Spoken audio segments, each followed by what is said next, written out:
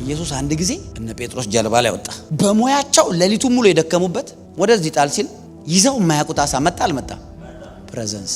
አሳዎች በሙሉ ጴጥሮስን ርቀውት ታኛው ጥግ ላይ ነበሩ። ኢየሱስ ሲመጣ አባባ መጣ ብሎ መጡ። ላንተ ምሳል ሁን ፕሊስ። አሳዎቹ ሲሻሙ የምትፈልጉት ነገር እውነቴን ነው የምላችሁ ኢየሱስ ጋር ነው የሚመጣው። ሁለተኛው ምዕራፍ ዮሐንስ ሰርግ ላይ ጠጅ አለቀባችሁ ትዝ ይላችኋል። ኧረ ጠጅ የለም ስትለው እሺ ሞላ ሞላ አልጉት ጋር ነው ቅዱና ስጡ። ያለ ትግል ብሬክ ስሩ። ፕሬዘንስ እኮ ነው በቃ ፕሬዘንስ ከትግል ውጪ ነው የሚያደርግ። ያለ ስቃይ ትኖራል። ኢየሱስ ብቻ ይኖር።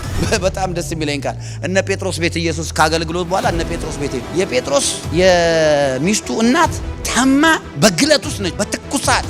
ኢየሱስ ደግሞ እዛ ሄዷል። እዛ ደግሞ ቤት እሷ ነች ጥሩ ምግብ የምትሰራው። ኢየሱስ ዳሰሳት ይላል። ግለቱ ለቀቃትና ተነስታ አገለገለቻቸው።